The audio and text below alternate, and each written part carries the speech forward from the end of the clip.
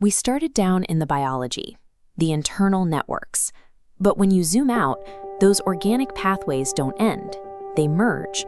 They feed directly into the macro architecture of the surrounding environment, which leaves us with a major problem.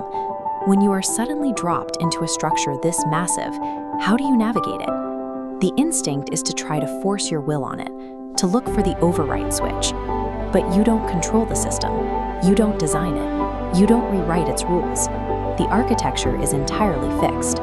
So if you want to move through this space, you don't attempt to modify the environment.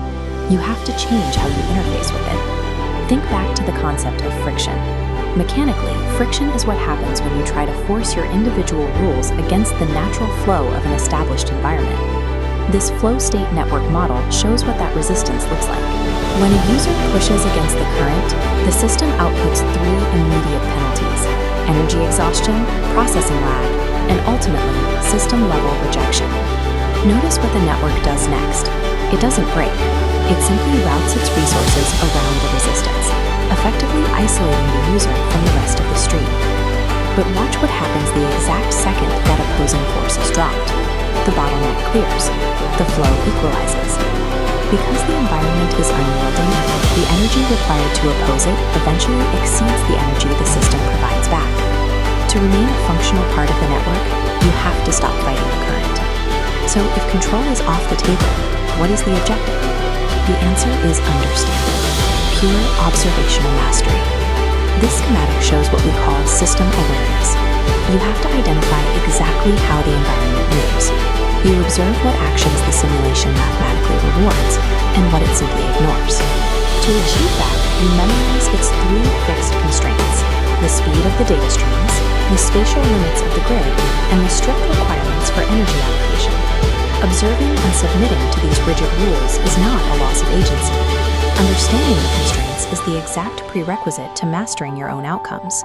Once you understand the system, you position yourself accordingly. First, you calibrate your timing.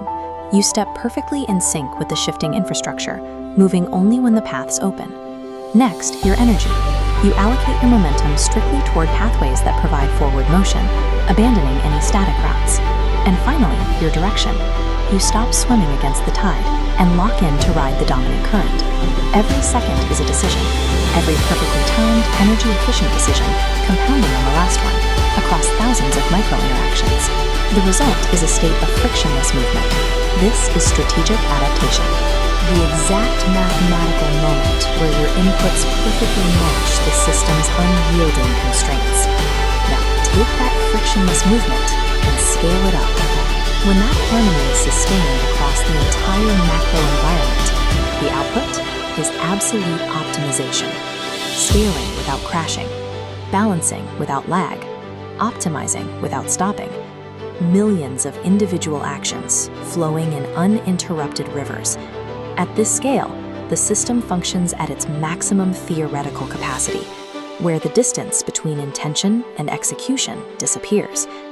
When a system runs with this level of efficiency, you have to look closer at the structure itself. You look at these flawless patterns, and you have to ask, is this still a city? Or are you just executing your role inside a simulation?